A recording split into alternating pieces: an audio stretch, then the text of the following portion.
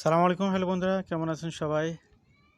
Temporary resident হিসেবে যারা কানাডাতে অবস্থান করতেছেন, ভবিষ্যতে করবেন, 1 এপ্রিল 2026 থেকে 2028 সাল পর্যন্ত এই ডিউরেশনের জন্য আপনাদের একটি বিশেষ সুবিধা চালু করেছে কানাডা গভর্নমেন্ট। বিশেষ করে ভিজিটর ভিসায় যারা কানাডাতে অবস্থান করবেন, স্টুডেন্ট ভিসায় যারা অবস্থান করবেন, ওয়ার্ক পারমিট হোল্ডার হিসেবে যারা অবস্থান করবেন, এই যে আপনার স্ট্যাটাস নিয়ে আপনি অবস্থান করতেছেন, আপনি কানাডার সিটিজেন না, পার্মানেন্ট রেসিডেন্ট না, কানাডার অনেকগুলো সার্ভিস রয়েছে যেগুলো শুধুমাত্র পার্মানেন্ট রেসিডেন্ট বা সিটিজেনদের জন্য ডেডিকেটেড।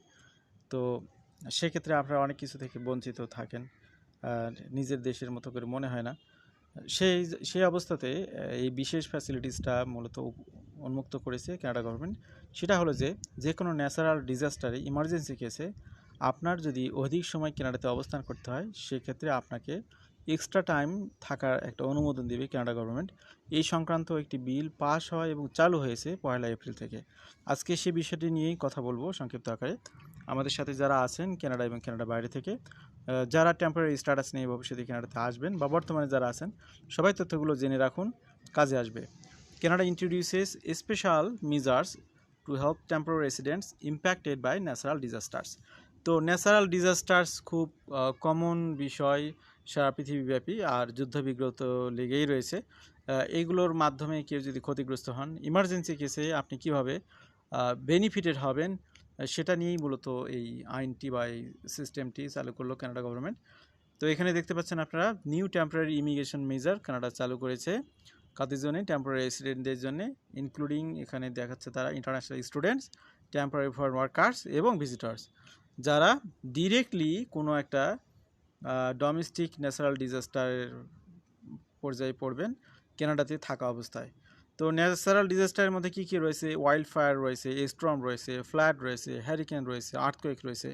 তো আরও যে কোনো ন্যাচারাল ডিজাস্টার যদি হয়, সেটার কারণে আপনাদের জন্য আগেই ক্ষতিপূরণের বা বিশেষ কোনো ব্যবস্থা ছিল না, কিন্তু এই জায়গাতে হিউম্যানিটেরিয়ান গ্রাউন্ডে কানাডা গভর্নমেন্ট আপনাদের জন্য এই সুযোগগুলো চালু করতেছে। সেটাতে আবার অ্যাপ্লিকেশন সিস্টেম রয়েছে, আপনাদেরকে আমরা গাইড করতেছি। তো এই মেজারে যারা ইম্প্যাক্টেড হচ্ছেন, যে টেম্পোরারি রেসিডেন্টরা, তারা কি কি সুবিধা পাবেন? নাম্বার 1 হলো রিপ্লেস দেয়ার স্ট্যাটাস ডকুমেন্টস, অর্থাৎ আপনাকে একটা স্ট্যাটাস চেঞ্জ ডকুমেন্ট দেওয়া হবে। 2 নম্বর হলো আপনাদেরকে সুযোগ দেওয়া হবে apply to restore or extend their status in Canada. কানাডাতে অতিরিক্ত সময় থাকার জন্য আপনাদেরকে সুযোগ দেওয়া হবে।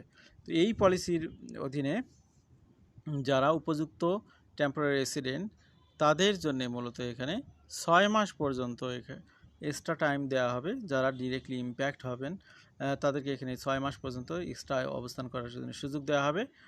বিশেষ করে ন্যাচারাল ডিজাস্টারের কারণে যারা এই সমস্যায় পড়বেন, তাদের জন্য দেওয়া হবে। নর্মালি সাধারণত ফরেন ন্যাশনালসদেরকে 90 দিন দেওয়া হয় তাদের এই স্ট্যাটাস রিস্টোর করার জন্য। সেই জায়গাতে এখানে ডাবল সময় দেওয়া হবে স্পেশাল মেজারের অধীনে। তো এটা ভালো করে নোট করে রাখুন।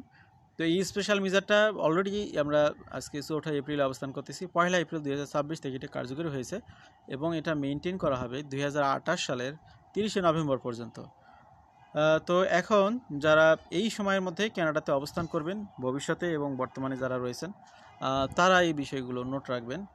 Temporary resident applying to extend their status before the expiry of their current work or study permit also continue to benefit from maintained status while their application is being processed. This allows them to keep working during the period. তো এই ক্ষেত্রে কারা eligible হবেন? In order to qualify for this measure, one must, এখানে যে বিষয়গুলো লাগবে, have a valid temporary resident status as a student, work or visitor on the date they were impacted by the disaster. এখানে একটা বিষয়, অনেকে illegal stay করতেছেন, refugee claim করতেছেন, তাদের জন্য না, ভ্যালিড পারমিট নিয়ে যারা স্টুডেন্ট ভিসায়, ওয়ার্ক পারমিট, ভিজিটার হিসেবে আছে, তারাই এখানে এই সুযোগগুলো পাবেন। Have been directly affected by the disaster in Canada between April 1st 2026 and November 30th 2028, এই ডিউরেশনে যারা অ্যাফেক্টেড হবেন তারা এই সুযোগগুলো পাবেন। Those who held temporary resident permit and wish to extend their stay must apply for other TRP. RCC has also established a definition for what constitutes being directly affected by natural disaster under this policy. When temporary resident must fall under to be eligible, how to apply, এখানে কিভাবে apply করবেন? The steps to apply to restore status as similar for visitor, international student, temporary foreign workers. তো এখানে একইভাবে এখানে আবেদন করতে হয়। নাম্বার 1 হচ্ছে apply to restore your status using the correct application for your category. Apply online if possible. Use paper only if you qualify to do so. Include a signed attestation letter explaining when and how the natural disaster affected you, and include the code natural disaster 2026. এখানে ভালো করে একটা বিষয় খেয়াল করুন, আপনি যে application করতেছেন এখানে একটা কোড ব্যবহার করতে হবে, ন্যাচারাল ডিজাস্টার 2026 এই কথাটা লিখতে হবে। Provide proof of your lived in or where you staying in the affected area, where applicable, such as ID and utility bill or hotel receipt. তো আপনি এখানে অবশ্যই সব কিছু রিয়েলি করতে হবে, ফেক কোনো কিছু দিয়ে হবে না, প্রুফ দিতে হবে উপযুক্ত। Depending on status submit supporting documents for workers employer detail and proof that their work place is not operating, for student DLI details and proof that their school is closed. Submit the application properly. Online upload documents under client information, paper write natural disaster 2026. এইভাবে মূলত আপনাদেরকে এটা করতে হবে on envelope and first page. Note that standard fees for restoration of status and related service is still apply. তো এইভাবে মূলত এটা করতে হবে। for detailed information on applying under this public policy can be found on IRCC web page. You may qualify for urgent processing. তো এখানে urgent প্রসেসিংয়ের জন্য কিছু বিষয় এখানে মেনশন করা হয়েছে, কী কী মেনটেন করলে আপনি আর্জেন্ট প্রসেসিং করতে পারবেন। For nationals who would like to be considered for urgent processing can submit a request through IRCC web form. তো IRCC ওয়েব ফর্মের মাধ্যমে এটা আর্জেন্ট প্রসেসিং করা যাবে। দেখা গেল আপনি অ্যাপ্লিকেশনটা সাবমিট করলেন কিন্তু আপনি এটা ডিজাস্টারের সম্মুখীন হয়েছেন, আপনার জরুরি হেল্প দরকার, IRCC ওয়েব ফর্মের মাধ্যমে এটা করতে পারবেন। Under what do you need to do, they must choose request priority processing for my existing application. Under tell us about your situation, they must type natural disaster 2026 and include why they need their application prioritized. They must then complete all other record fields.